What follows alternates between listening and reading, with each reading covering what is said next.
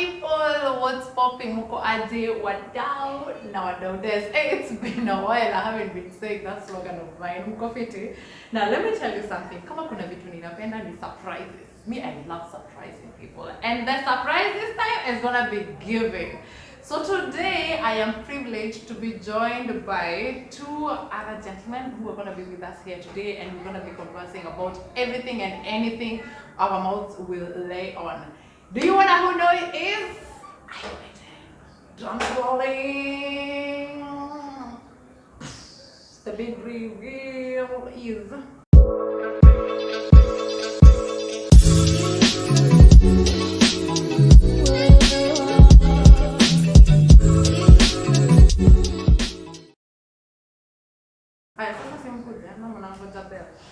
Ama mnangoja notice.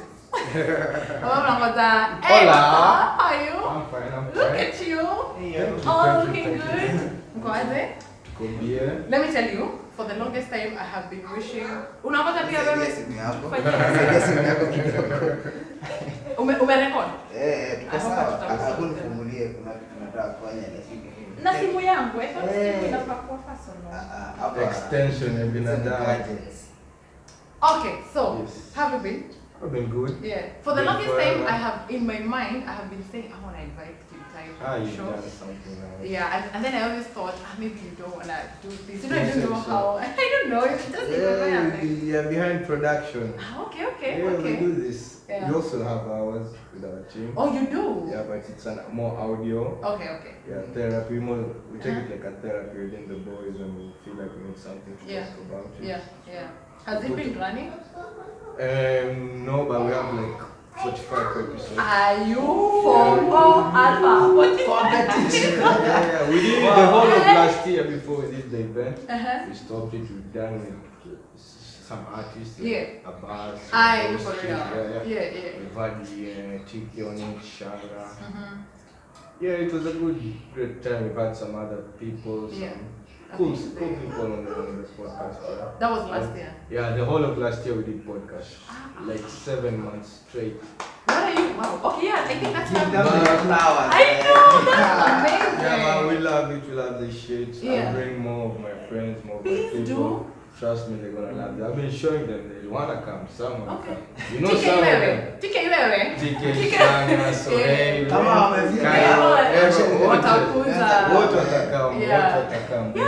Wakuja, let's talk about, stuff, and it's amazing. It's people want to talk.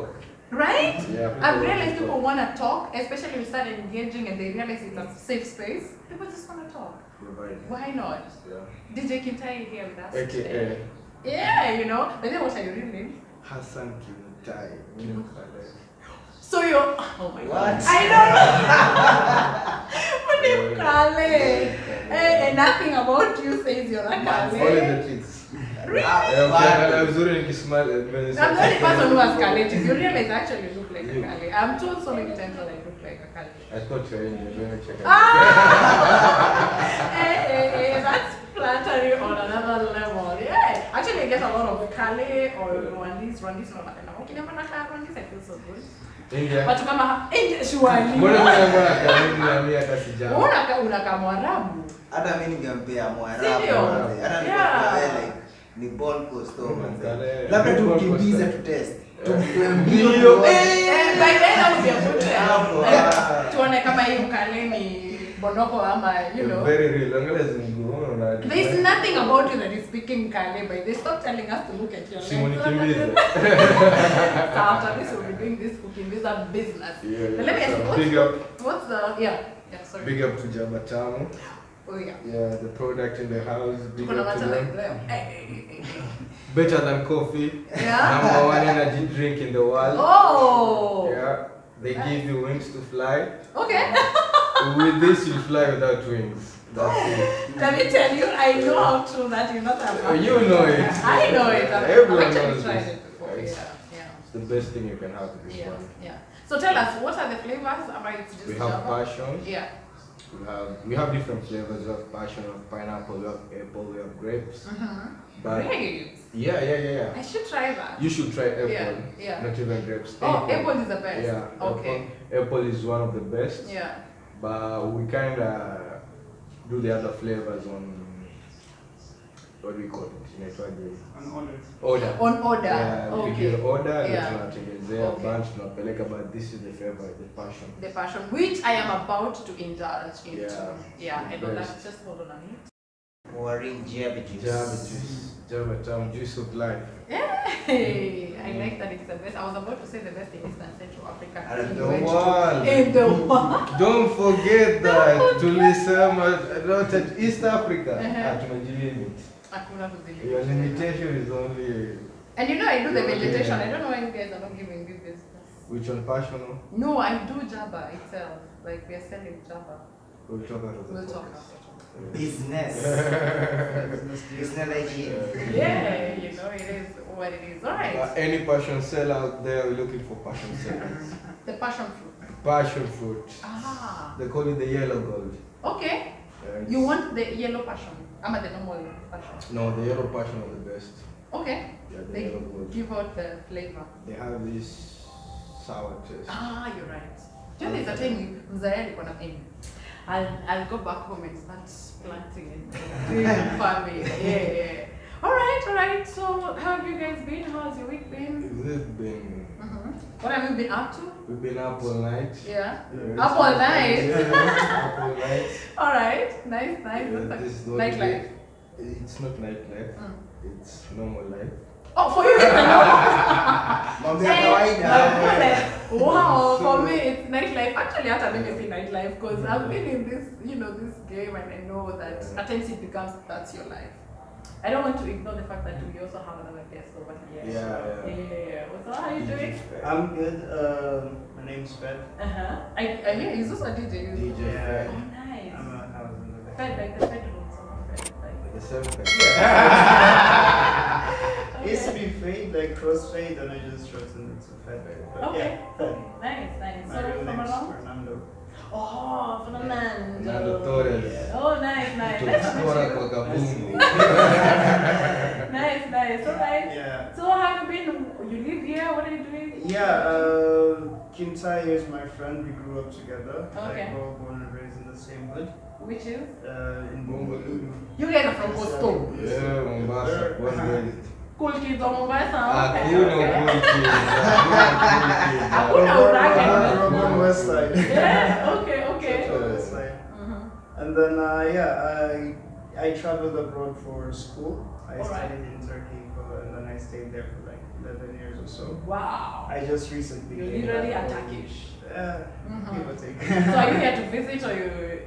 No, I'm here like for good. No, you're for good. Yeah. You're ready to be localized. I would love that, yes. Don't say less. Don't. Diani is a cult. Diani is a cult. Diani, let me tell you, Diani is a cult. There's this Sunday about Diani. You just come here and forget about everything. And you're Diani like, is a I just want to cult. live here. I ain't going nowhere. He literally told me that the first day and just said, Yeah. you're great. He's like, oh, Where will you? but it's mad. Uh-huh. I came here because of him. He was like, yo, you should come Yeah. down to Diani. Who may have that effect? Yeah, because I had that effect. The gods called me. No one forced me to come there. Where were you at? Did you I was also in travel? Mombasa. Oh, I thought you can also travel. No, I was Egypt born or raised in something. Mombasa. I've been working in Mombasa. All my fucking ass I was in Mombasa. Oh, okay. Doing music and other stuff. Okay. Just trying to get money, trying to get another living. And then I found myself, the gods were like, hey, Diani. take your ass to the eye. Yeah, all the There's boys will something- tell you, come yeah, over. something in my head. Yeah. Like, yo, bro, what the fuck are you doing here? In You've been Mombasa. here. I would expect Mombasa would be having more opportunities. But too much cartel. I hear you. Maybe I'm a Okay. cartel myself. You never know. Actually- me up there, say, let me come this side. Yeah. Come up and you cartel. But I make music cartels, no other things. No, any other. I know. Yeah. I music was cartel. just thinking. Wait a minute. The music cartel over there, I think the whole Kenya is music cartel everywhere. Of course, there's cartel everywhere. Everywhere, literally. Even in the club industry, every Everywhere. industry, there's a So I cartel. feel the only best is coming up with one cartel. Oh yeah. Yeah, like if you can beat them, just join them and outsmart them, maybe. Yeah. So that means, it's something I realized about you. You just don't do DJ. You also do music. I've been telling you enough out of this.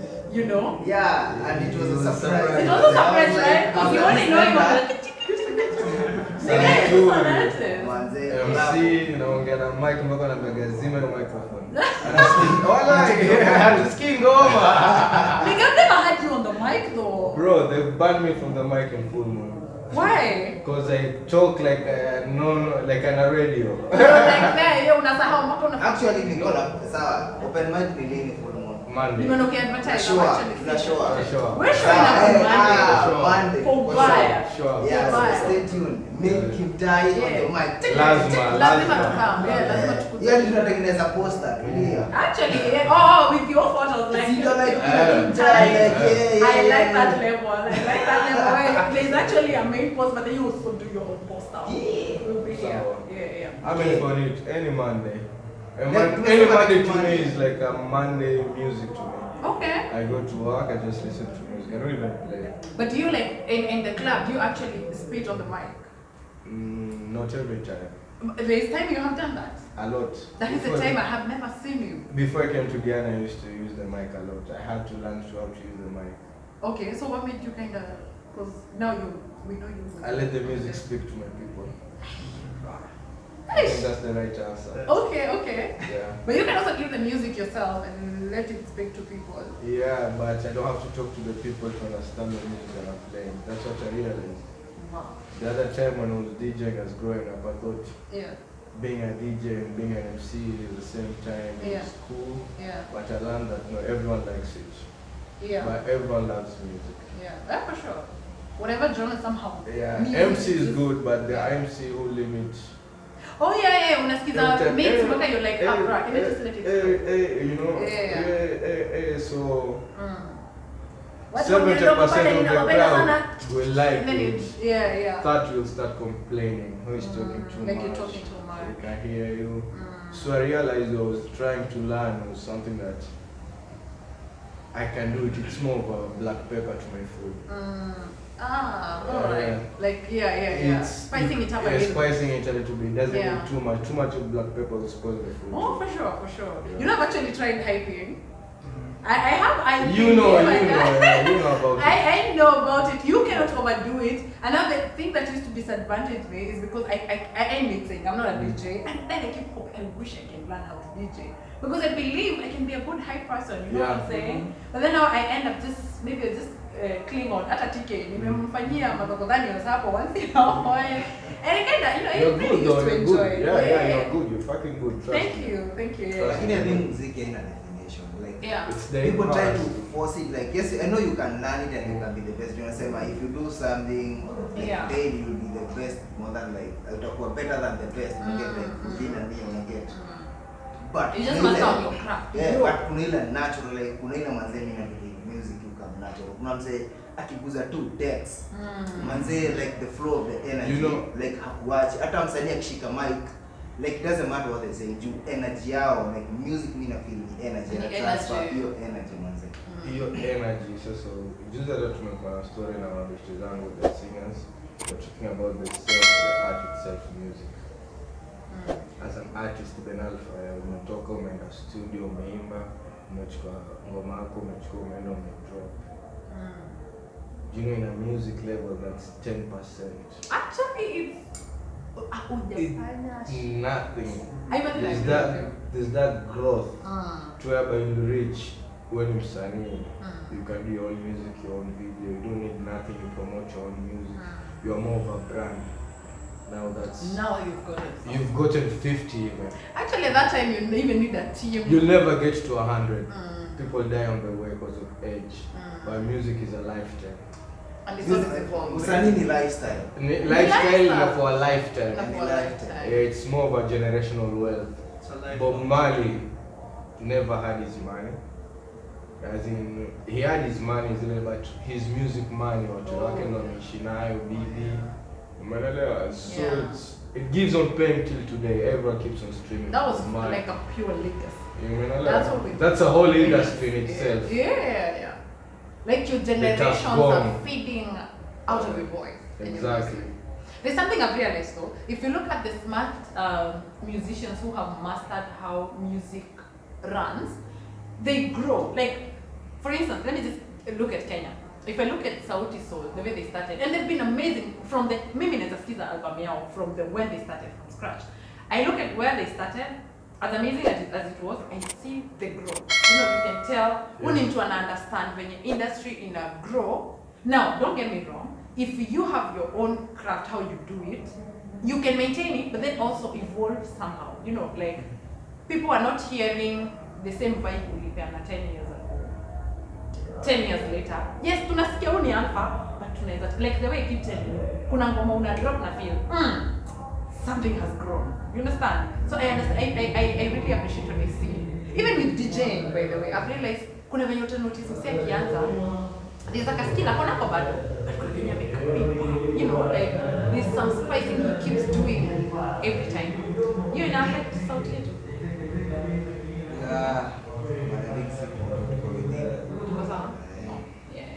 Yeah, There's one thing I can say, unajua, with music, there's evolution of music, and there's evolution of the arts.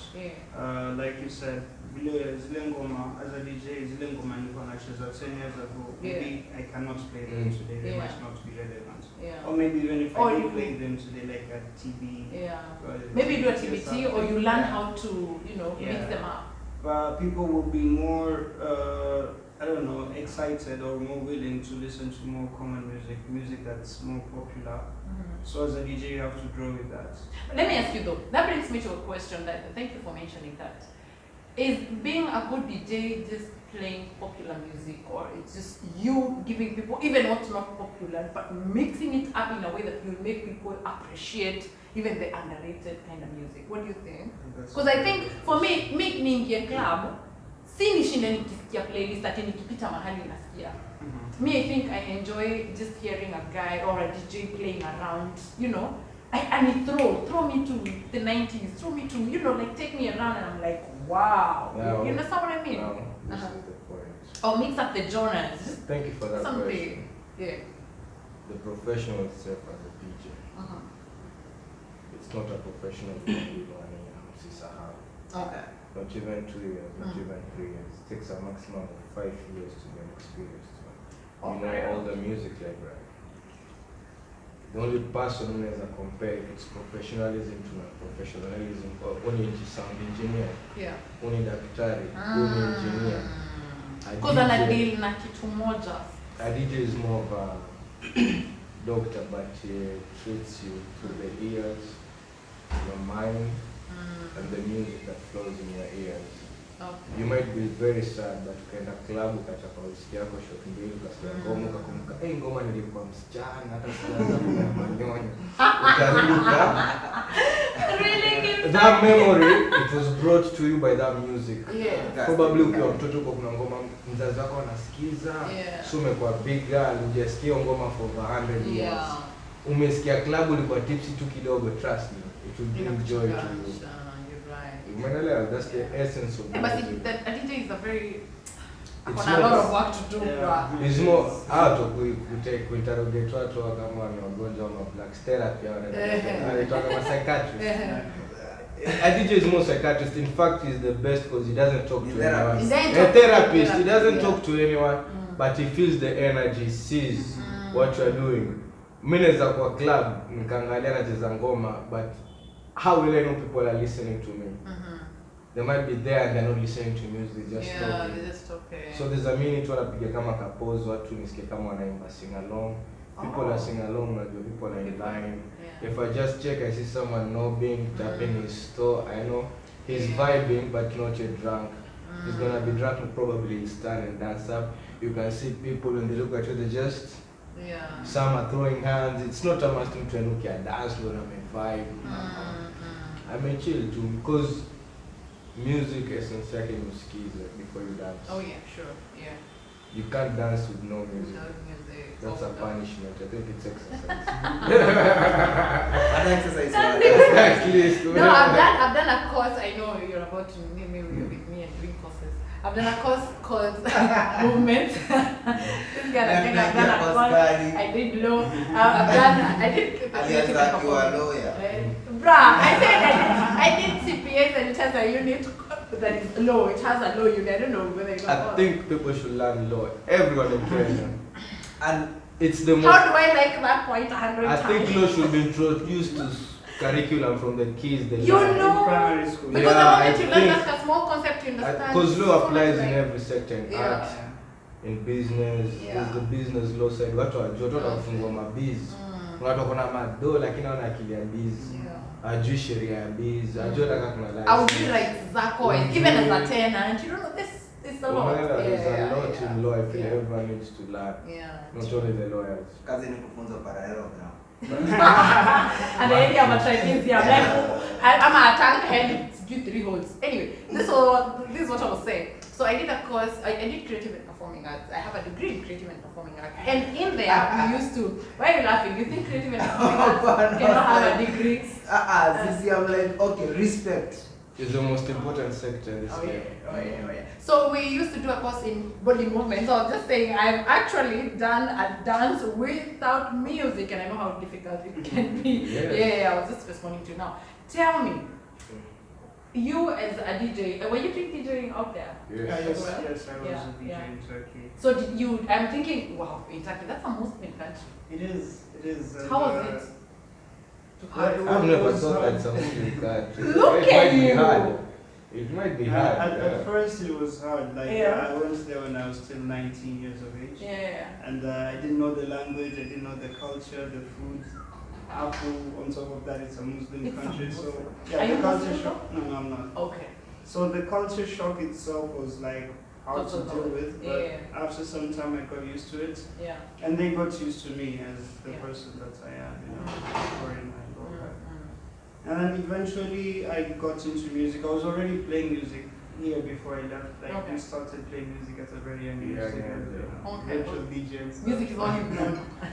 Yeah. Music's done. Yeah. And then I got my very first gig, Yeah. like at this club. I was the very first black DJ to ever play there. It was such a huge honor for me. Yeah. And it's paved the way for me, and we had got into organizations. Yeah. And Wait. I cannot wait to hear.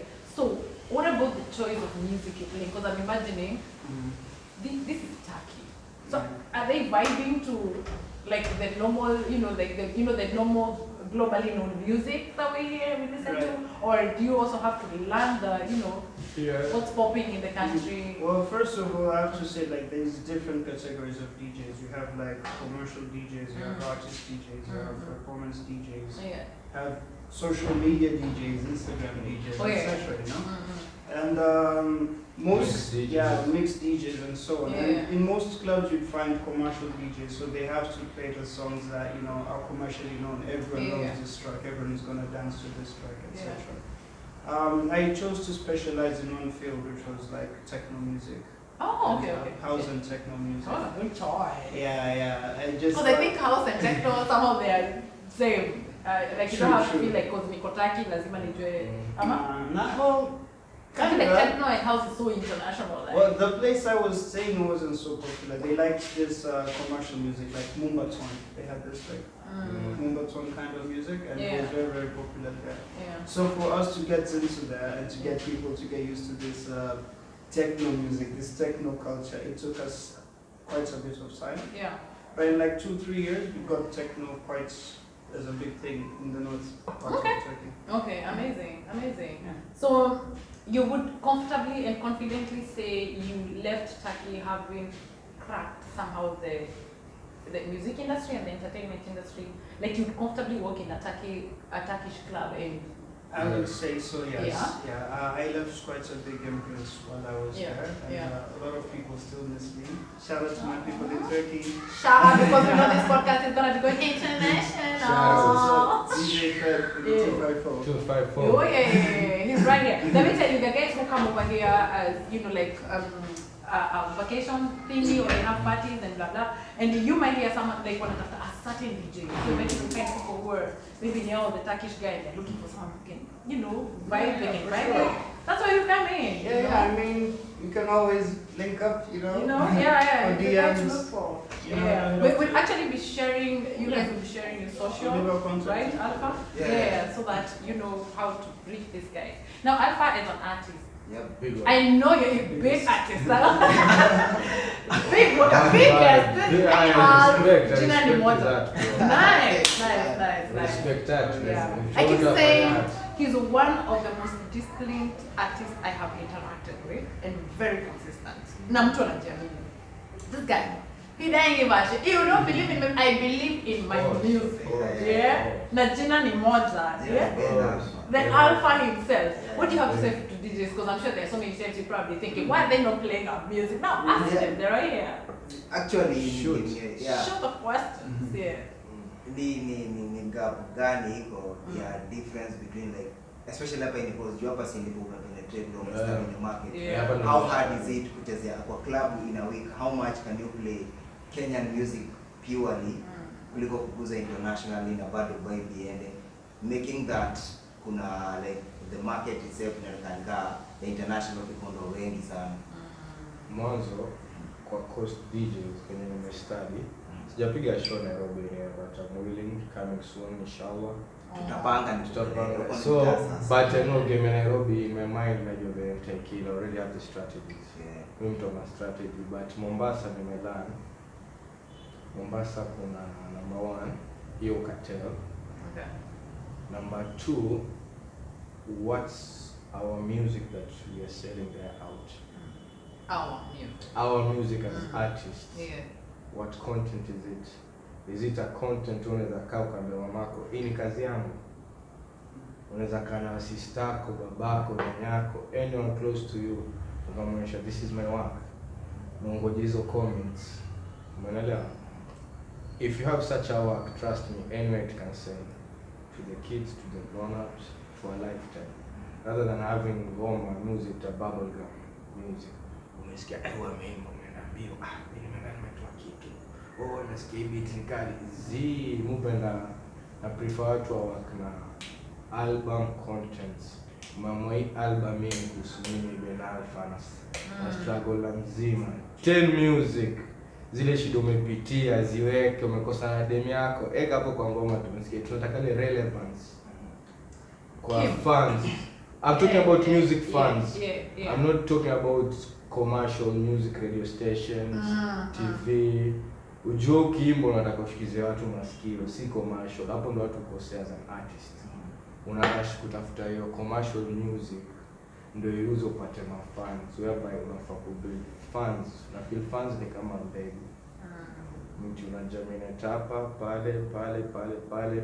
Within 10 years out tutakuwa tumevuta. Miss Boom amenikuta kwako. Mimi si kwa fan wako. Umeelewa? Alintroduce ni artist na Ben Alpha, check him out. Nikiboeka pale sema mstari gani hajasikiza, mimi DJ lazima nisapoti ngoma. Naingia YouTube Ben Alpha. Umeelewa? Yeah. Nasikiza na feel iko poa au lakini ni hivi na hivi kama ningekuwa yeye. Unajua zile thoughts lazima zikuje. Mimi pia ni msanii kivyake. You're msanii of course. Umeelewa? Nikikana maboys wangu so na expect zile makosa wao umefanya. Boys wangu msanii na mchanua. Tusifanye hivi na hivi. Tufanye hivi. Nikipata time na wewe nikiamua au boys wangu tulifanya blunder hivi. Nikiona unaelekea naweza kwambia bro tusifanye hapo, tunaweza tupado. Tunaweza fanya cheaper and better creative where I feel there's always not out there for the big names. Sitting on a Shinski, sitting on music as an artist, wewe mwenye Ben Alpha, wewe mwenye ni strategy na God given time. Usisahau. Your strategy will make the God given time you perfect. Lakini umekaa tu ndwele. Hata Messi mwenyewe ni talented lakini tu angekaa bila practice. Oh yeah. Bila essence yake kufight every day, ile ugiver. Hiyo ndio kitu strategy yako. Unajua mimi nafanya muziki but kuna hii na push hivi. By the time imeanza kugrow. So but Kim, it got me thinking. There's something you've said very important, and you said like mtu package as an artist, yeah. Si ati alisikia beat fulani inaweza akakimbia studio ama amenotice ndo style nini. So ni mtu mwenye amegrow. Now let me give an example with Alpha because he's an artist who I very well know and I have seen him work on it. He actually has an album, Now I find like, so you're a DJ, alright? You having your gigs in the clubs out there, and I probably reach out to you and I'm like,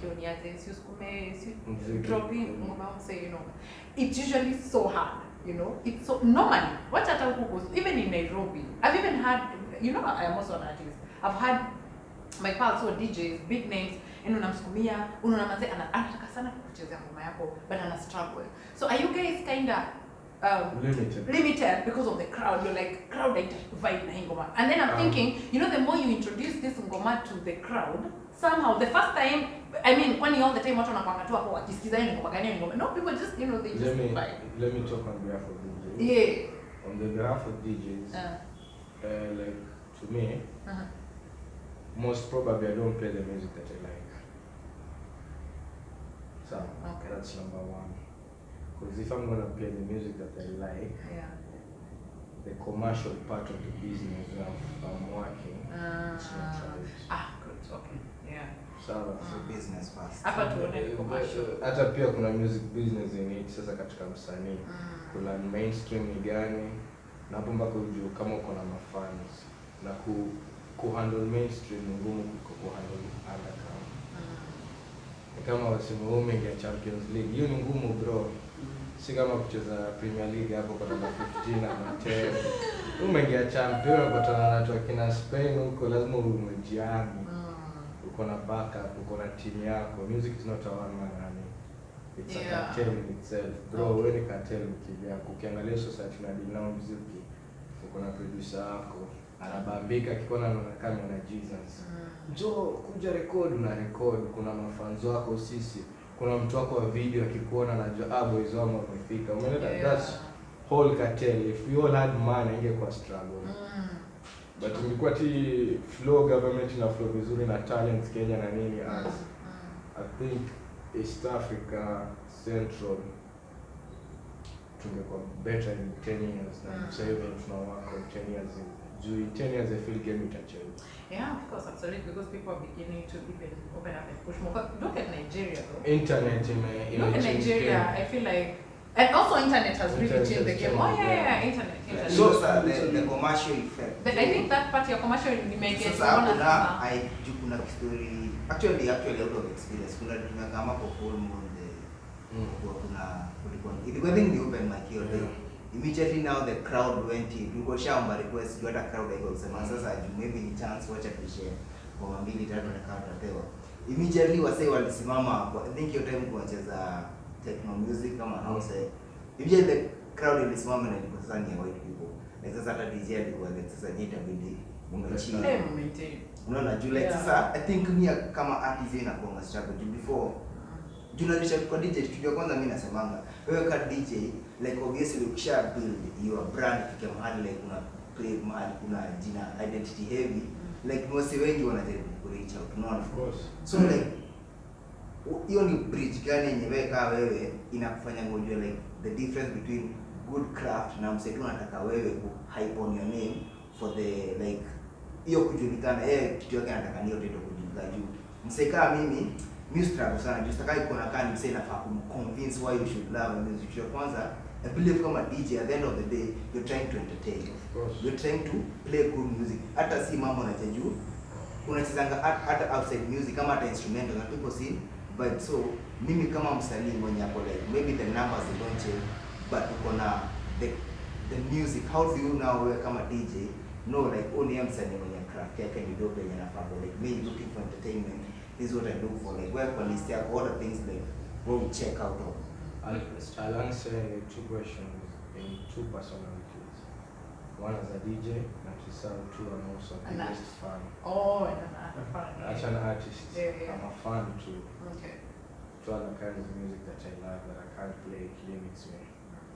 So, whether as an artist, Miss Kujui, Sindio, probably umenijua mimi DJ ama wewe ni artist mkubwa, mimi nakujua pia bado. Umeelewa? Lakini mimi niko pale job. Umeelewa? Pale job nenda na commandments za club. Commandments na nacheza commercial music. Play music that people want to listen. Ukileta request, ukinipea na idea gani unataka, wanna play along. I try to blend in every request I get. Lakini huwa sasa zingine ni too much pressure, you can't listen to everyone because utakuwa na spoil ile energy yako as a DJ. So number 2 as a fan, muziki as a msanii unaweza imba ikakushika personally, muziki ndio muziki nitaitoa ukaniletea mimi as a fan nikaisikiza, but nikasikia kuta iko poa, but sijafeel anything umeelewa, as a fan. So I might listen to a song but I won't go back to it. Going back to it needs consistency. Without the consistency. Sorry for the sweating. It's okay, you're being It's a the human being. Java. Oh, this is Java, not you being a human being and being a Biological, but But sweating is good, you know sweating is good. So kind of inasaidia kusweat. Watu kunywa ni Java juice. Yeah, Sweat. sweat. People need to Fat. sweat. Yaani pia ni Burn that fat. ukikata usikie kidogo ule nimetandika shakachaba disco You know? shanga. Kakushukisha soga. You know? Ndio kana maintain. Hey, kanaleta kama there's a time nilikuwa na show niko pale kwa makeup fitting, energy yangu iko down to one. And because I don't want to indulge in alcohol when I'm working, I tried this thing. Hey, you get my guy? There was a party running in my head. We have a friend who is a truck driver. He drives trucks from here, Uganda, all the way to Cameroon. Cameroon? Yeah. How long does that even take? Probably 2 to 1 month. 2 weeks to 1 month. On the damn road? Yeah, on the damn road. So, So, hiyo ni adventure kali. tukatuambia Jaba, anatuambia mimi nikunywa Jaba 10 consecutive. Nafika Cameroon bila kulala. For 2 months? No, 1 month, 2 weeks, 1 month. But still, Every day no mbili sleep. tatu anakunywa tu ako sawa. Lakini wakati fatigue tamnyorosha. Anaambia akifika huko analala 24 hours hivi ndio amue kurudi. Tena akirudi akunywa Jaba imeisha. Anarudi slowly. Akienda stop tu. Dangerous. Fucking to me it's good. Well, but it's good. Yeah, I'm like, nature dope, you know what but- happens yeye when kwake inampea energy kuliko kula miraa hiyo jana. Oh yeah. Mm. Because Alive. I feel like Easier. Java, Yeah. this one hits different and in a better way. Yeah. Because ile kuchana, I always feel like Why don't you Miss chana? J Chana. Mm. Oh come on. How you even I talking come from about- we literally grow this thing. I've seen people doing the So, vegetarian pale ni watu Nilisoma wakaketepa. kwa gazeti. Ili kuona Story ya watu. Java. But I have a feeling kuchana is more exhausting. Ukitema huko kuna mtu ananiambia kwa na feeling Yeah, so- I tried chewing sikuweza kwa, so I'm Did like you have really it? grateful. I think for yeah, Java. yeah. So I'm- Okay, Yeah. wewe mwenye unachananga? I was just asking. Hata I haven't seen you doing vegetation. Unajua kuna ile like ya kawaida, kuna ile ya Oh, kuna ya kupikia. kawaida? Kuna ule mzee yani lazima ingie Oh, yeah, lazima bila kashamba, weekend. kashike. Ni yangu ni like Yeah. maybe once in 3 months ama hata anaweza. Do you chana? I tried but it wasn't me. That was more your thing. Nilikuwa nikichana after nikimaliza hata sijamaliza nasikia kupiuka. Oh, kupiu. I used to have the same thing. Yeah, that's So right. kwa See, nafikiri- It's not your portion. So I mean- stop at this I drink. Yeah, this better. Kitambo also I used to feel like, hey, Java juice, The name. You know, Ila like kula Java. Java.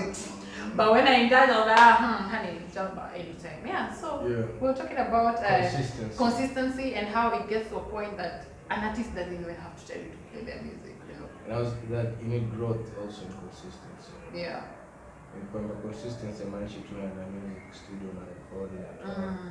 Lazima ndio kuna kushoot videos, kuna photos, kuna promote music. Yeah. Usitegemee platforms promote wewe. Yeah. Unaelewa? You become a whole factor. I mean, I feel there is even more you can do as an artist to engage your fan base. Like not only musically, you can tell them stories, you can say something, you can advise something, like you can decide this day I'll be talking about this. Apart one, I from can- music, people need to know Ben Alpha. Yeah. So Yeah, that's what I'm Do you talking need about. like to put be na kuangalia one do Yeah. like do you need my personal story for you to relate? Do you wanna feel my No, personal let's- story? Not is in necessarily. the- It's in the, It's to me in the nasemaga music. like I don't na feeling if I tell you maybe nikwambia venye I got the music ama the story behind it. No, Nisha- I need like Ben Alpha kumjua ni what pillars of your music. Are you inspirational? Are you just a hardcore rapper? Are you a singer?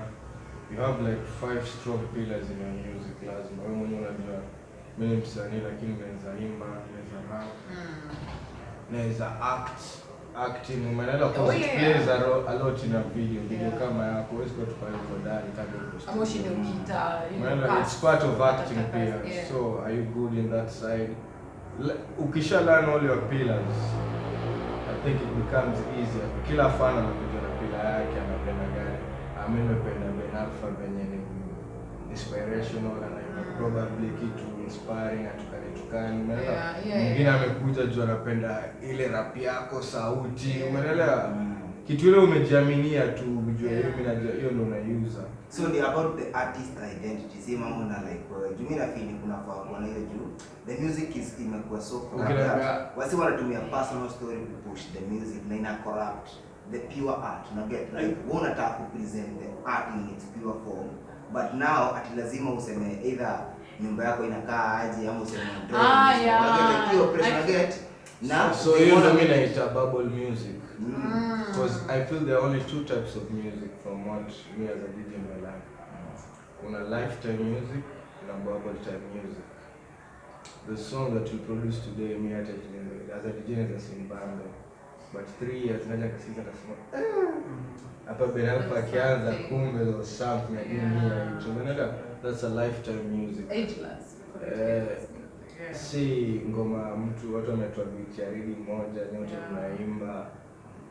It's bubble. I'm a hit song you did to excite. I think so. If you're scared with those hit songs za watu nini na feel una lack consistency. Juu umefeel kukuwa consistent na skill yako, unataka kukia skill za watu. Wale wametumia strategy wameingia hiyo mainstream. Wewe kuna strategy gani kwenye mainstream? Do you have the content to be in the mainstream? Do you want to separate yourself from your art? Like, who is Ben Alpha? Is Ben Alpha the artist or is Ben Alpha the art made by you? That's something that you should have put down. Which answers to where you're saying, do artists really have to bring in their to me, personal life? For me, in my head, I always say, like, I feeling yes, kuna hiyo benefit of being like, umetoka one time unaenda, but I think what me I look for is the golden moment of being timeless, man. I want to be timeless. Junataka, yes, naweza kusubmit sahi, but ile story mimi nitaandika. Me, I'm trying to grow myself and I'm telling my story juu. Usanii life so whatever happens in my life, unajipata tu naturally wewe ni kama a journalist. Juu kama DJ, wewe ni journalist wa ngoma. Wewe unaambiwa say, wewe kusikizeni. Wewe kama umechukua pale unakwambia manze hizi ngoma ndo zina entertain wase kusikizeni, unaona. Now me I'm the other vessel mezani and interact now what then bringing the craft of the DJ. Again, it's an ecosystem. Of course. So yes, I know the benefit of the mainstream like unaingia wazi sasa unajua Ben Alpha like pressure keep up nayo ni mingi. Unakwambia nika champion. Nika kucheza champion. Unaona? But mse timeless yes inaweza kuwa speed yako si ile. But iko star.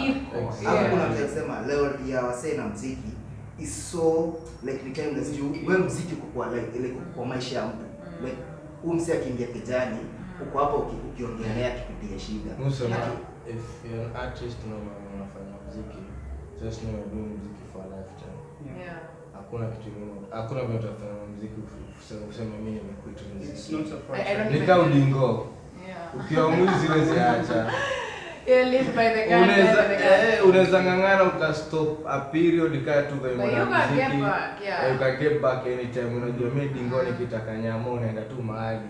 Sokoni na it's like the way I see Beyonce doing like alikuwa anafanya tour unafikiria now she's this a chapter she's that but then again she's back with a country music you're like oh okay you're back yes and that brings me to something I'm really in the end it's boiling in me because all I'm looking at is we're talking about we artists putting in our craft our skills our creativity not even looking at what's going on not looking at ati wasa wanafanyaje kama this cloud chasing by the way you know there's a guy I approached ananiambia boom why don't you let me manage you okay so tell me where do we start when you start managing me because it's like you're such a talented artist who you don't do much what is it you do why don't you do much with your voice okay so akaniambia now we'll have to sit down we have to strategize coming out with clouds like whoa hold up what are you telling me kumbe is like kwani you don't want to be a big name this is how people are doing it out here like you have to come up with scandals you have to be because controversy sells and for sure controversy sells but I'm like how long is it going to sustain me there and am I just looking for a big boom and then later in my ears I'm paying for that because it kind of messed me up. Which brings me to what I'm sure some of us are in touch or you've seen what's going on in the Western music industry.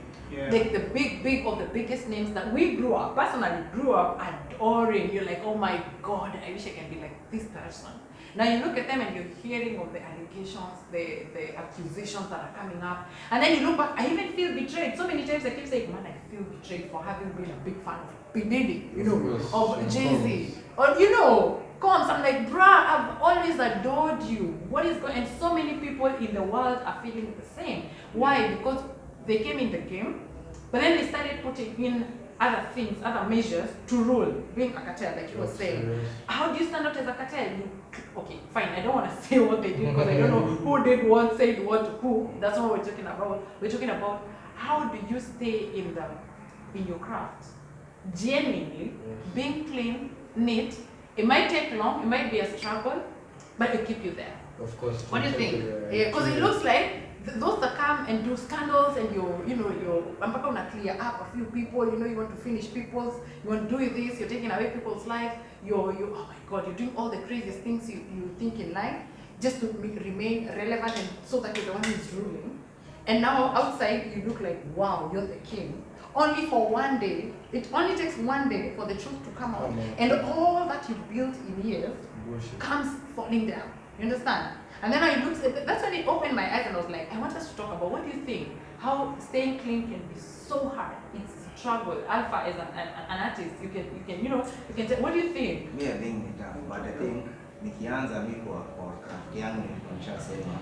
Manze mimi sina kiki ya kuuza, like deep down in my story, sina kiki ya kuuza na sina the energy of keeping up na kitu. Get like me utafuta ile tunajua I'll do effortlessly. Tunajua I can make music, I can make music videos, I can talk about my music and I can talk about music, unaona?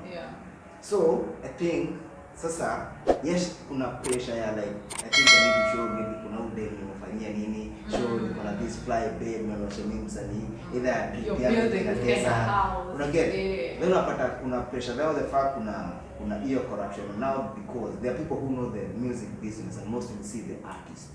The artist anajua the muziki lakini kuna msanii anajua the music business. So he's not an artist. So he's there to very careful to exploit. You don't know nothing. Where akishakuonyesha fame ushakuwa blinded. So unapata wase kama sahi there's a lot of people regretting even in the Kenyan industry.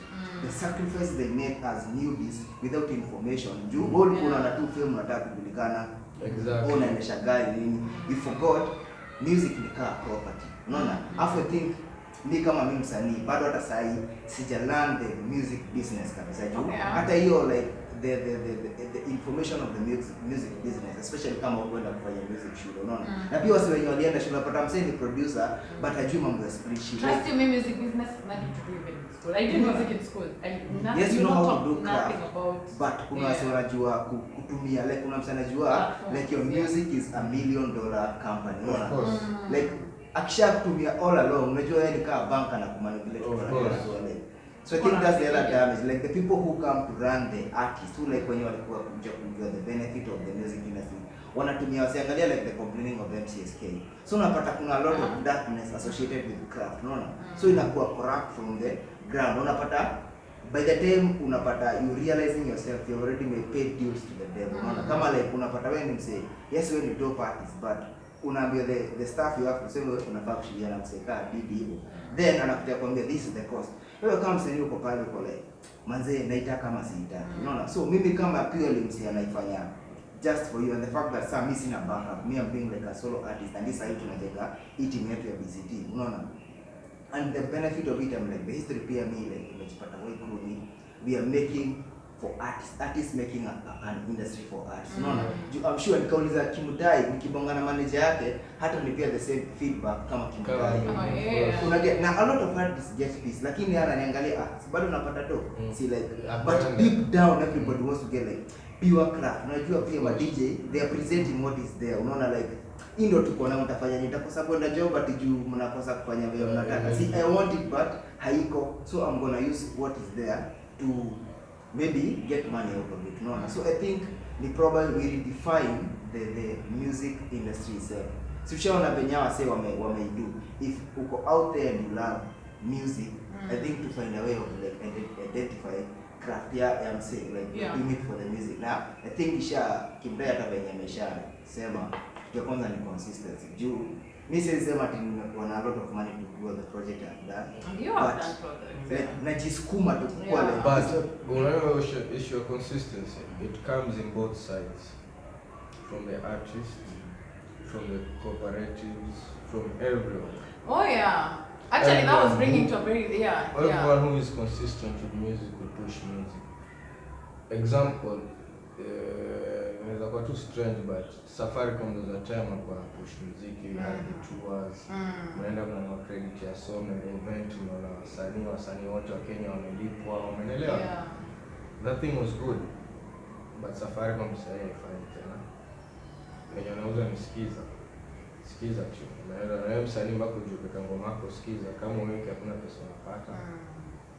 So that's the music business. Hata ukiweka bado they are taking the percentage of it, you get peanuts. Yeah. So there's too much dark side in music business.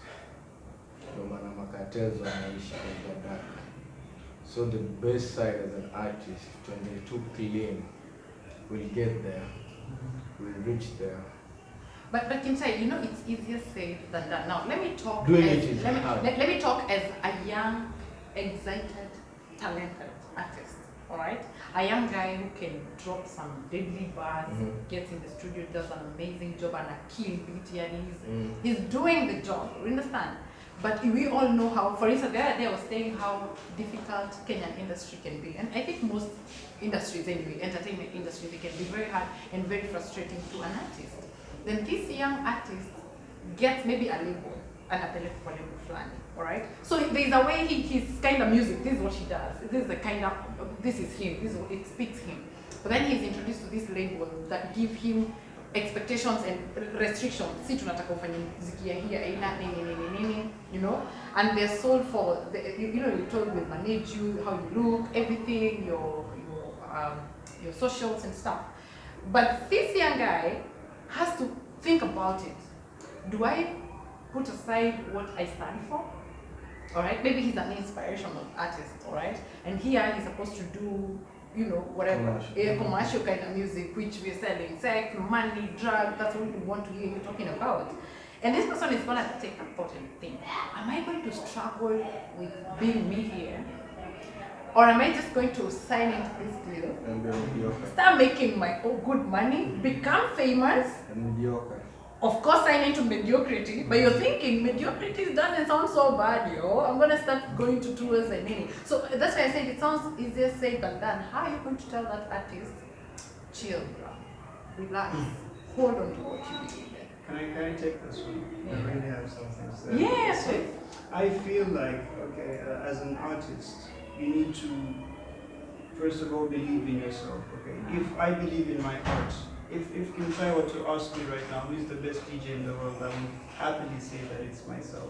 Nice. If I asked him, he would say the same thing. Do you know why? Because he believes in his art, and he knows that even if it's not today, even if it's not tomorrow, eventually my art will speak for itself. Yeah.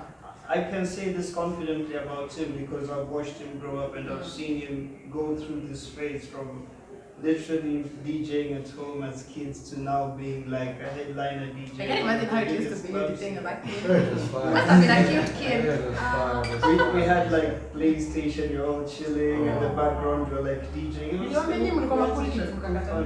Vibes, guys. Underground music too. Yeah. So like, if I know what I'm capable of and I go to a record company and they tell me, okay, you have to do this, you have to do that, and then we'll boom you up immediately, I'll be like, no. Why should I conform to your ways to get somewhere where I know I'm going to get there eventually? But what if you've really struggled with yourself and you're thinking, oh God, I can't see where is this heading to? I think I think at that point you need to keep on struggling. Yeah. You just accept to struggle. No, you don't accept. You find a better way to struggle. Okay. You don't struggle in pain. Yeah. Okay. Self-doubt always sneaks in, Yeah. So you have to be like, no, just like I said, you really have to believe in yourself. I feel Know that the this is what mentality you're side of an artist and the management, the mental side is two different people. The manager depends on this artist to have money. To make his money. The artist doesn't depend on his music to make money. So he needs to earn money and invest in his music so that he doesn't need this manager. Manager ni kumanage muziki yake tu. Aifanya ship video. Manager anafanya nini? You can do those things by yourself, by the way. Ni kujipanga tu. Uko na the right team. Kuna mtu anaweza kuwa tu ni best yako na si manager. Lakini akona hiyo career ya music anakwambia tufanye hivi. Hii ngoma inaweza tutoe twende studio na kupush. Umeelewa? Mtu anakupush ile mtu anakwambia tumetengeneza pesa ngapi streams hiyo pressure. Whoa. Uko na show unaweza kwa msanii usipige show na unaishi fiti. Muziki yako inajiuza tu mtandaoni na kulipa stream, si lazima radio. So but I think sasa hivi inaleta ile point. I think authenticity gonna cost. Na inahitaji patience. Of course, patience. That's what I wanted to hear from you. Do you not feel like there's a cost? Authenticity gonna cost there. Cost yake ni time. Create like you have to create and a lot of consistency. You have everything like everything out of the create it takes time like to create legacy. Wezi amka tu one day. Ukitumia script ya msee mwingine when copy paste.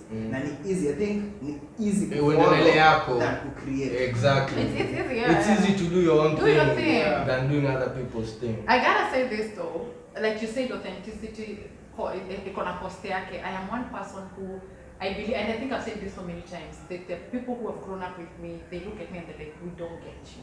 Understand?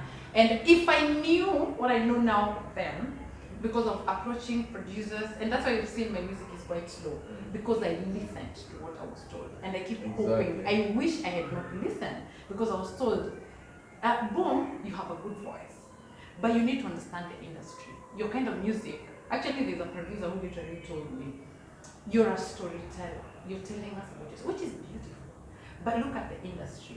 Industry wanataka kusikiza chorus, kitu yani ukiimba tu word moja, wanna get excited nayo. So now look at your music. Your chorus itself, it's a whole story. You understand? You need to do something that the audience can relate with. People don't really care. Because me and tell you, ini ngoma gani naweza weka iko tu a hype song. Me I ain't a hype song singer. That's why it killed me, and I was like okay fine. Uwezi imba studio ukasema ni hype song, ini banger. Uwezi wa kudecide banger. But then you don't want to decide the banger. Kazi yako ni ku make music, then we promote use ifanye tu kama job. Kama mafanzo watapenda ndo wataifanya iwe. Sasa that's why I keep saying I wish I knew what I know now. Sio watu memba pombe sigara mbona itakubamba zile. Labda hata yeye kiimba hapo anajua akaenda kwa hit. Obvious. Tunasema manze like usanii like craft ni. Yes, kuna wasi wamejaribu kutoa lessons of how like do this. Hata saa hii unaweza google like how to like trend and all of that. But somehow kuna vitu tu wewe mwenyewe like I think that's what we crave for. Unaona like unapata msi. I think hata wewe kama DJ unataka msi asemange akisikianga wewe ndio unacheza hiyo siku hata no matter lazima show up. That's what I called originality. You know, like it's you. Now let me ask you, I don't know how many of you here are 30. How many are 30 here? Are you 30 now? 30 what? 30 Canadian. You know, I'm always the oldest. Anytime I'm in a group of people. What is the one thing when did you turn 30? Or you to turn this year? This year. You've not turned? Turning, see, mwaka na. Wait, when is your birthday? 93. You're born 92. 91. Oh, so you've already kutayari shy. Indulge. Wewe uko na November. Lakini si ni wazee pale kwa 30s. What is the one thing you realize when you hit 30? Now I digress. Talking about music. What is the one thing, crazy thing that you realize when you hit 30? Kind of disappointed you or kind of like, oh my god, I didn't know this. Anything. I think when you're 30, you realize time alone is the best time. Oh, nice. Now those who have not hit 30. Why you keep looking at me though? You're not 30. I'm 31. Oh, you're 31? What's the one thing, crazy thing you realized? Wow, the one thing I've realized is like time is valuable. Yeah. Like I realized that a lot of time has been wasted and that you really need to take more precaution with time. Now this question you answer 10 years to come. No. The one thing I realized when I hit 30, I'm about to disappoint you all, is that you're not so many people's type. Now, hear me out. So many times when you're growing up, you thought you're a favorite of people, or you please people, or you're someone who can just get in and let's even talk about like Mandem, like una feel super, you know, nikiingia to place me you let's say, alright? I'm not sure like I mean you drop line aja to who never take your box because maybe you're unfair. Until you come to realize the limits you don't say. You know what I'm saying? Ukiwa msee lazima ka pocket ka msee. I like this. Msee ni kamfuko. Mfuko ndo ka msee. Let me tell you, it's just not about the kamfuko because even the girl them, we have come to, and baby, this one really applies with babies because tunajuanga, when you know like me najua tu, because in fact in your mind you're always thinking that Charlie singia anakuchase, so unakwanga ready to say no, si no na no kusumbua tu. Only for you to realize this guy will never even ask you out because first of all you're not his type. Okay? Yeah, now I was just digressing. So the reason why I was bringing this up is it applies in so many things even in our lives. Alright? The way if you put that in your mind, it helps you digest so many things. Okay, the fact that when I realized that I'm not everyone's type, because I used to think when I got rejected, now not about relationship wise, even maybe business or my artwork or whatever I'm doing, you know, you feel some type of way, you're like, what? The way you put in effort in this thing, why is anyone not getting it? When you hit a certain age, you come to realize, by the way, you're not everyone's pleaser. Somehow kuna kitu ufanyi right, or somehow what you're doing itafika mahali mwenye anataka kuiget ataiget. Do you need 30 to realize that? No, the reason why I use 30 is because no, hear me out. The reason I use 30 is because I feel like in our 20s you could be different. Most of us in our 20s just be exaggerable. Like, You may think I was what are you doing in your 20s? I was 30 when I was 20. Now I feel like 40. Oh really? Yeah, so Do you like me for now? the encounters I've passed I didn't need to hit 30 to start crying. No, but when you hit 30, I feel like now it hits you different. so real. Yeah, I think unless you unaangalianga age yako unafeel. Me for me in the spaces nimejipata like nimejipata kwenye kama si tumekaa na wewe with your age and tumebond. Like sijajipata nikifeel like my age ikiwa question. Like so think in the age mentality. But you see that's you, but in majority, no, hear me out. There are people that even me, it's not like all the time I'm always feeling like age. Actually, so many times now, me I'm the contrary. When I was 20 or in my 20s, that's when I felt 30 for sure, because I was doing, that's when things were happening that I needed to act up like an over 30-year-old. That's the best part. But this time, it's when I kind of feel young. You This feel when I like feel, 20. I'm excited about life, you know. But the reason why I use 30 is because there's something that happens. You start looking at things, you know, you like you said about time, because also miaka inaanza kusoma. You know, okay, so a friend of mine told me when you're in your 20s, you turn. You may turn how old? Oh, I just turned 25. Or you don't even know how it feels to turn 25. This guy is young, dude. Fine. Do you even know how it feels? Wow. You turn. Ukifika 30. Nafanya nikae 19. Unaanza kuhit. Una hit.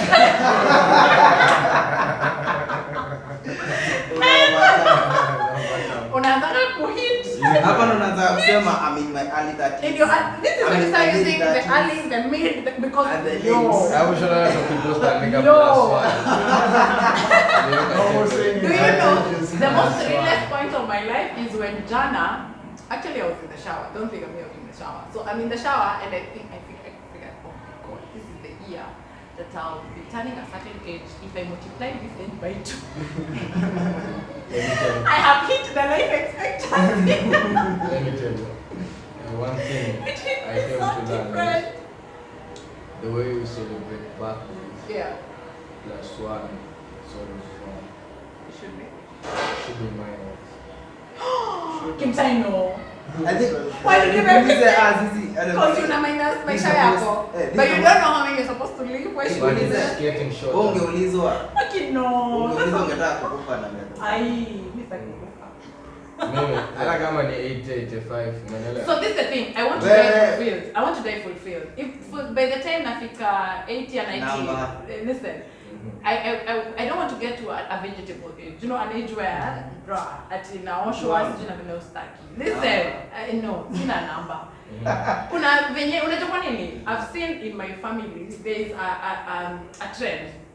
Mtu ako 80, but anakaa mtu strong. That's why I'm not able to say which age, because maybe I'll be hitting 70, na bado anakaa like 35. Maybe. Uko na like ungeambia ujichagulie like unasema which is the right age I mean, that's a deep question. That's the same time I feel like fear. No, I'd I'm love not to grow scared, old, but not any too time is old. okay with Me me. for me, Anytime is I'm not okay. like me. I think I have an an exact time. Wait a minute. When it's okay. When it's okay, it's okay. Yeah. Me, it's like me, if you can 19 years, I'm good. Like that's enough. You see, that's the case. Most of us actually we don't want to die at by say after 70 me I feel like Mimi also ningesema hata like I don't need to force it. If you can 19 na mtu wangu But in Africa I can live 70 is just minimum. 70 is the life expectancy somehow. For Africans. for Africans, man. I think you're better. White 70, 75 age is very old. For 70-old man, Kenya can live with. Me, my dad is over 70 and you see him. So kwa miaka 92, pia utaki kuwa ule mzee wa stress. That is what I also don't want. If you change your lifestyle at an early age, you can live longer. That's a history of change lifestyle. When I think about it, when am I ever changing the lifestyle? But now, listen, the reason why I was talking about this, it goes back now to what we were saying, that when someone is doing whatever you're doing, you must, because the moment you feel like they must love what I'm doing, it kind of, okay, fine, there's the believing in yourself, and there's the positive thinking of, they will love it, okay? But then there's you don't want to hear any criticism, you just do whatever you gotta do, then you take, like now you come with your music and you take it, you keep tight, and it's like, bro, sijasema mambo yako but nitakwambia, tutaongea after this we'll talk, alright? Then when I was thinking, in Goma, maybe the mixing, the way it was mastered or something, and then in a pit, vibaya, but when I go to a depression. I think I wear that. No, there are people who are like that. Like it hits you so bad because in your mind you knew this is it. Hata as a human, you're not fully percent. Unaona? Yeah. Tunaweza kuambia you just need have to analyze. Nani yako na value? Unaona mseka huyu maybe kimtesi amekaa kwa industry ya Diani. Si ya making music in Diani. Kikaa na yeye is not listening kwa like hataki, it's not trying to look for money inside of it. Na hakuna benefit anatafuta. Advice anaweza kukupa na anajua music. Unajua kuna wale tu msi anasikia kwa wasee usema like unafanyanga so mziki sipofika kuna msana jua like yeye anasikiza baadhi hapo pako hivi hii tempo ingekuwa hivi kidogo like vocals zako ungezifanya hivi ama like hebu jaribu kudo more videos upunguze audio kidogo ama pia wase audio wa kutamani kidogo like mse amestudy music hajasikiza ati ngoma moja ndio pia kama msanii unaambiwa story ngoma moja tu ngoma moja ina identity unaona kama sasa probably niko na kama Lafri 17 ama like ngoma like unaona ukinisikiza unaweza nimebalia nilisikiza ngoma zako juu mimi hata kuniuliza mimi msanii gani mimi sema mimi artist. I don't like that definition of kujifungia unaona juu those are defined genres unaona and I'm still building myself. So thank you for saying that because there's so many times I've been asked what genre do you sing and I'm like my god I can't say what genre. I'm an artist. I can sing any genre that I feel like I can flow. So you're diverse, like you can do anything and everything. You bring me reggae beat, I'll sing. You bring me what I will even ad-lib in your rap music, Now in DJing it's also the same thing. So like for example, I can play his music, he can play my music. Okay. So by the end of the day, you just categorize or personalize. Yeah, like I choose like this is what I want to specialize. Now, very fast, I want you to tell us, DJ Kiptai, what has been your highlights? Like, what are those moments you're like, oh my god, this one, this was a moment of my life. In your career? The last year event in Safari. Oh, okay, let's talk about it. DBLXC. Man. The experience was amazing. I had like 3 different experiences. I won't talk on the first one is kind of private with my team. Okay. The second one is about as a DJ in a big crowd. Yeah. Sijahandle crowd hivyo kama watu 1,500. Whoa! Bruh! Yeah, amazing. It was a nice set, big up to Rich Mvazi, big up to Rex Tex. Oh, Mvazi, yeah. Yeah, they were with me. It was a great show. Yeah. I think I was ready for it. Yeah. And Oh, you were ready? I was ready. I killed it. Yeah. I loved it. I had goosebumps. Oh, okay. Sometimes I play. But then that makes me, as a DJ, before you play, you're like, oh my god. Because I was too much in the energy of the people. I saw them. I know where they came from. Okay. Yeah, you had performance from Nairobi artists, the Abanton. Okay. So I gave them more local music than even what you said international. I didn't play any international songs. So I played local hip hop, local content, I played local music. By the time I pushed a performance, nimezisha crowd na muziki local. Yeah, we know what's shibisha. Next time when you're having such a show, please maybe I highlight him. Yeah, actually, yeah, share it. But I think that's the me. I think you do need bomb and DJ man. Like, and then the time I find you listening to local music. I would imagine it natural, like me, I never play. Like really, it's not like I hate. I know like international artists like Okoneo. Yeah. But how do I find what to fix without listening to what music? Mbona mnashinda kusema si fit. Mimi mwenyewe I can go the whole day hata bila kucheza zangu. Purely Kenya. Then as Kim said, Kenya kuna ngoma. Sorry that you're not looking for it. No. Na siwezi kuconvince, no. So I think kuna msee alisema I think utafika tu mahali kutakuwa na one international genge artist. Mimi sema the brand that we have kama Kenya, as much as wase wana ikataa is genge. Genge is our name. Genge kama me kama nikipost music is not there. Wacha na kusema ati nafanya hip hop, nafanya drill. Hiyo ni wase wa huko. Whatever you do, either ni whatever inafaa kuwa genge sana. I think that's what akina Nonini na California music wa fighting. But people wako wanataka hiyo identity, unaona? So like wase wanataka complain about something but si wenyewe watu strive bongo hata imba hip hop bado tunajua tu ni bongo. Unasikia ni bongo flavor? Sisi we like build your identity. Wase wana our music is too diverse. Yeah, and you were saying that how do you identify even when it comes to dressing, like if a reggae artist mtu hapa tu maliki kana, you know, like Malasta kana by yellow, green, black na jama tu, this is whether ni fan wa reggae or not, you kind of associate this with reggae. So I think the responsibility to mimi kama msanii the DJ lazima msiburu tu apenda rock by identity. Sema yale guess kuna soko na mainstream wako na the other mindset ya we need to chase the mainstream venye iko. But kama mse ako ready, like kama wewe unajibelieve wewe ni creator and you can create hizo juu ni ngumu kuconvince mse hajibelieve tunaweza create alene to create ni ngumu. You know you have to convince people about something that probably couldn't exist. Kama nikangalia venye Abanton venye imeingia, people walianza kuibash. Wewe unaanza kucopy, unaanza kuchukua ngoma za zile trend na mfanya like hate lazima tu itakuwa. But now the perseverance. I think you consistent with the night. Have you ever noticed people can hate someone so much because they start like it? Yep. Like I'm like, I insist. Then all of a sudden people start like all publicity is good publicity. Somehow whether it was bad or good, it's still publicity and it's still good. If people are talking about whoever hates you loves you. For sure. That's what I can say. There's a time we were having this conversation with Alpha and we say if someone is hating you, there's something you're doing good. Yeah, he loves you. There's just something good. That's what he loves. That's why he hates. That's why he loves. Yeah. Ana probably hawezi kuifanya na ndo maana anaipenda kenye unafanya, ndo maana anachukia. So let me take this opportunity to thank all my haters. Yes. For the love. Yes, for the love they give us. They give us. If you don't have haters, oh yeah. Hata akasema kawa unihate hapo na una kazi, hate me because like you need them haters. Yeah, haters love what you do. That's why they hate it. But they love behind it. They behind the scenes like ukitoa hit hapo ndo tangalia kwanza. Wewe amependa.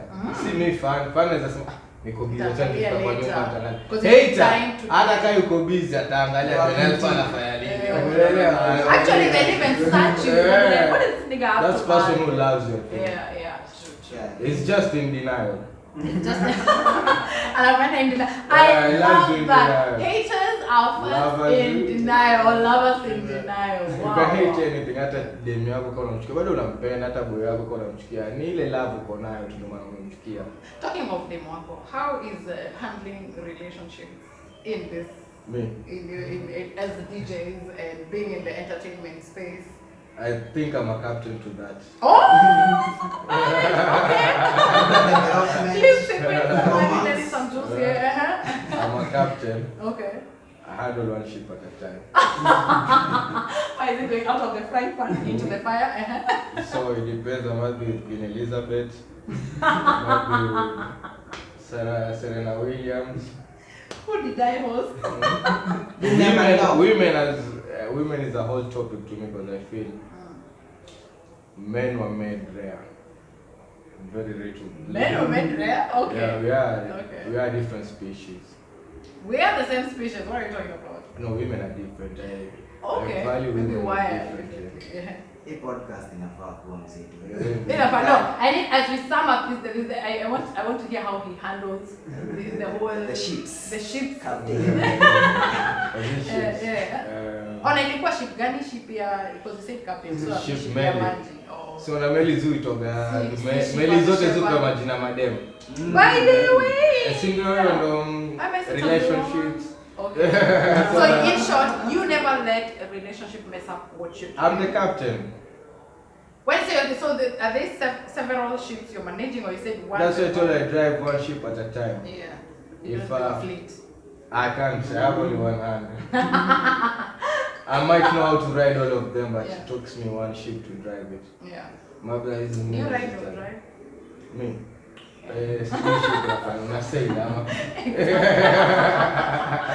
How So, do you do that? ikifika time ina capsize ama ina swim, hapo unaweza jitoka swim, uka struggle Uiache hapo. Eh? Utaiacha tu Sime hapo. sink. What do you do with a sinking ship? Unaika for history, utakuja ipige future, mafoto, relics, labda kuna treasure. But it's a sunken ship. You can do nothing. Ukipota kama Titanic. Utadedi, yeah. So come up, breathe, find yourself, look for a land, Yeah. relax, build a house, jijenge, eka ganji mfukoni. And then she Tafuta can tafuta job kwa ship, ni aje, nataka Queen Elizabeth kuja, wewe nakupeleka wapi? Morocco, tunaenda. Where have you been? Lost. alikuwa kwa island. Where are you at the moment, by the way? Is there a ship you're sailing at the moment? Probably I'm looking for a ship to Or sail. you're still looking? I had one probably, Yeah. but I haven't tried it for a long time. Okay. So I Is think it still on the trial road test? Ship is hiyo hatuna rate. Hiyo tushapiga majani. Tushapiga majani Ili sema. capsize ama iko wapi?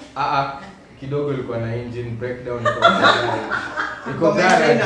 maintenance. How do I adhere this? Ushona venye manganya za Nairobi zikichapa job namba zimeenda jikoni kusukwa zinarudi. Graffiti pale. Meli yangu iko jikoni. Sasa sina job, naweza tafuta meli nyingine tu nikapeleka kidogo. Gaji iko tayari because you one person to say it without Mula Mule is another topic. It has to be there for a man every day. every day. Hata wewe venye una raise madem, si venye unge raise my boy. I swear, listen, check out. Yeah. We are having another podcast with those guys. Yeah. And that's a whole topic we will actually How you know. raise I have never had kids. someone, you know, yeah. It's fucking different. Oh, yeah. I was Like raised you're in a big raising- family. Okay. Small house, but very many. But tunashika to 15 to bedroom. Oh. Wallahi billahi, it was crazy. Wallah. But kind of, I look at it like it was fun. It was fun It because looked there like was it was too fun. much love. Yeah. Than uone zile problems. I think social media yako iko so Iko, open. Yeah. I think kuinteract na wasee so. nilikuwa nimezoea kuwa na watu wengi around. Okay. Una feel penye nilikuwa tunakaa mvua ikinyesha kunajaa. Juma yetu na shosho wangu iko na gorofa juu na chini. So maji ikijaa sisi maboys tunafeel tunajua kuna shule. Mademo wanajaa vitu zao zimeingia maji. Sisi hata tujali nguo zetu zilie maji. Yo, wewe umeona opportunity. Nimeona opportunity ya kuskype shule hii. Tena dufu Tunapeleka vitu rooftop, mademo wanahamisho, tunaweza kutoa tena maji kwa nyumba. Oh, because the water would literally Inside the house, That's sitting inside the room house. kama hivi, Yeah. because shosho wangu alikuwa anakaa behind like a swamp. So ikinyesha ilikuwa inaingia. We were young, Yeah. primary hapo, class Yeah. 6, 7. It was good to me, I felt.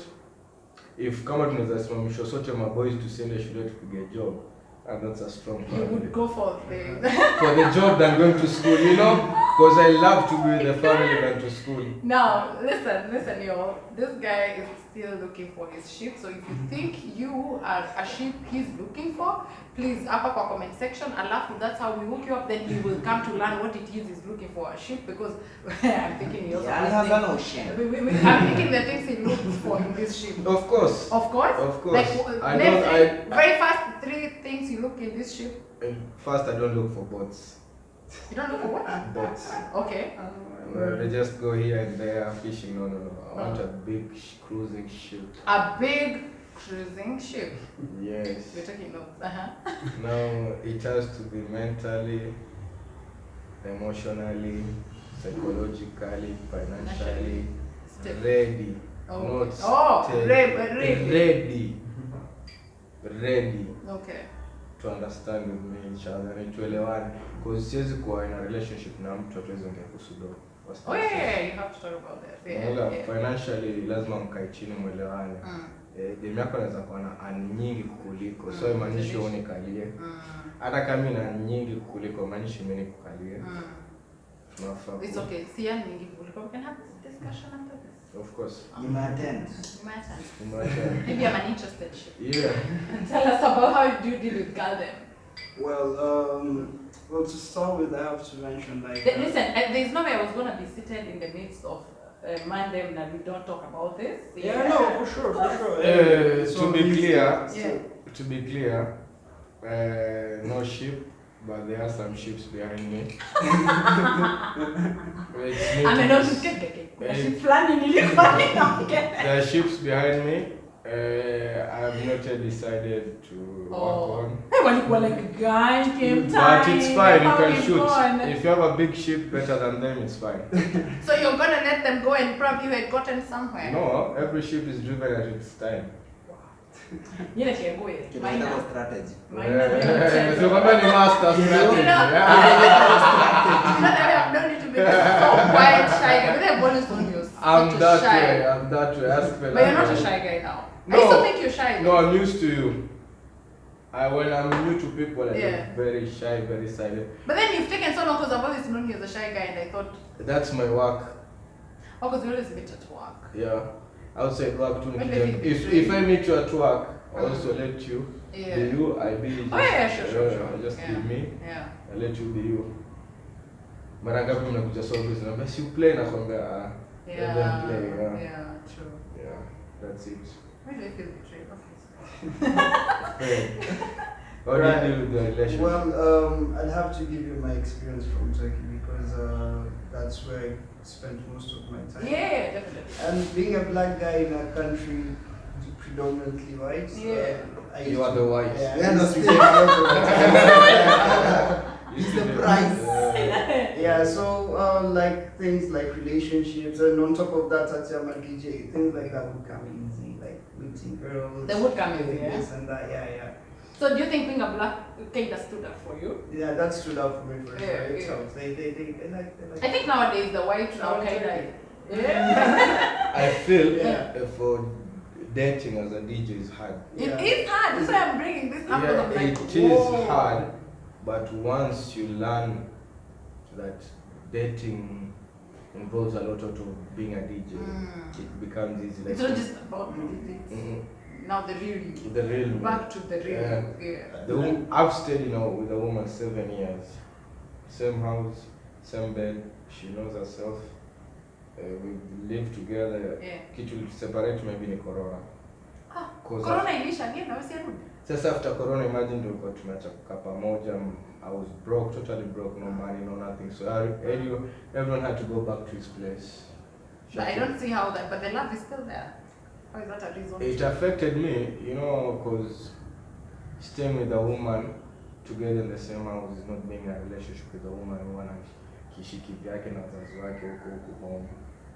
There's too much energy going. I'll focus on myself rather than her. Nikiwa naye kwa nyumba moja, I'll worry about her. So you prefer being with her there? You cannot date when you're apart? We can, but it involves a lot of trust, commitment, energy, na goals zenu. So we're different, we're distant. What's the essence of our distance? Are we working on closing it? Are we working to make it apart? Okay. I don't see us being a relationship if our essence is staying there and me staying here every day. You No, can be meeting up over the weekends. over the weekend, that's not That's enough. when you'll be like, yeah. That's when I need to So see you're the them kind of person who I need to see my partner every fucking day. every fucking day. Of course, that's my partner. That's the right reason of a Wait. partner. But if you're not married, if you're dating, you know that's different. If you're dating, Marriage you is can- just a word to me. that's how I say with it. I'm a believer part.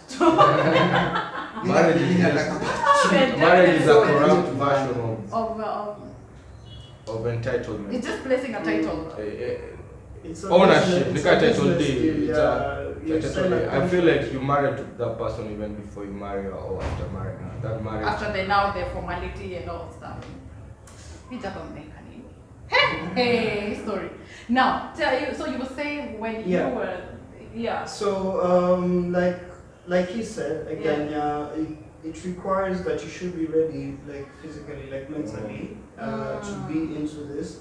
But most importantly, especially for me, is that my partnership has to Your be ship. also understanding Yeah. and know that this is the lifestyle I'm living. This is Because I the feel like fast getting also a life. DJ as the lady Yeah. is also very hard, you know. It is she hard. she will be, she has to open up to so many girls, showing you attention, getting Yeah. crazy about you, coming to you, even hugging you, holding Of you course. inappropriately. Unarudi And home she- unanuka perfume. Unanuka kukona Perfume mpaka lipstick nimekwambia perfume sijainunua nani amekuhaga unashindwa ai.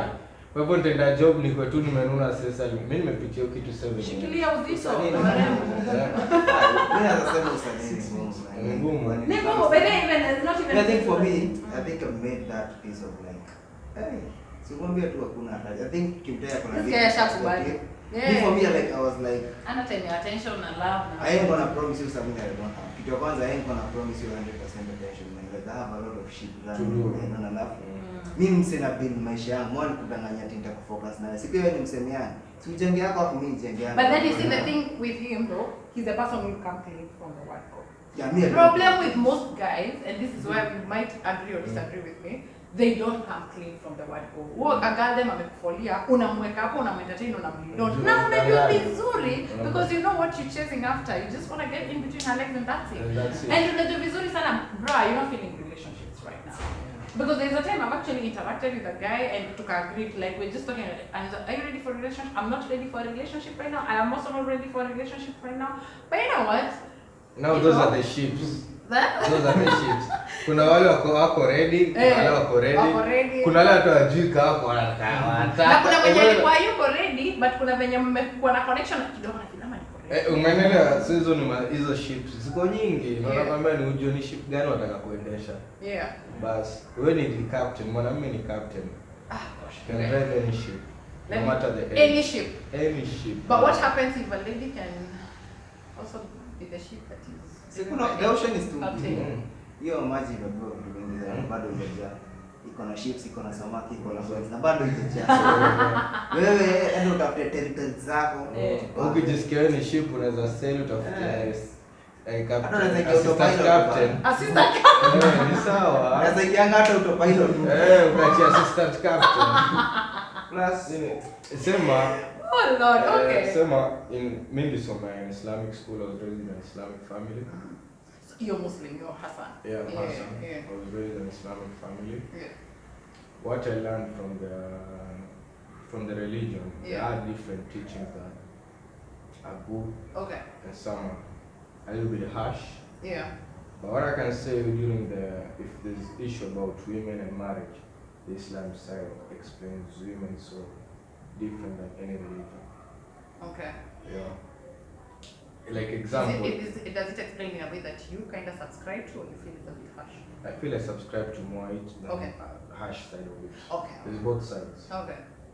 The first side is women. If I'm a man, I need to marry as an Islam. Okay. The first thing I look into a woman is their finances, their wealth. Are they rich? Are they pure? Oh wow. So and then I look on my side. Is it good family or is it a struggling family? I can't be from a struggling family trying to look for a A struggling. struggling. You will let Zero na zero, minus na minus na minus. but at least moja kiwa minus mwingine plus is that a little bit This is bad. something we've been looking at. That's why the rich when they marry the rich they be still. They always, and by the way, the rich are always. Maybe another whole podcast. Yeah. Another whole So, podcast. choosing a woman as a man from how we raised, it's so crucial. I have to sit down and understand you.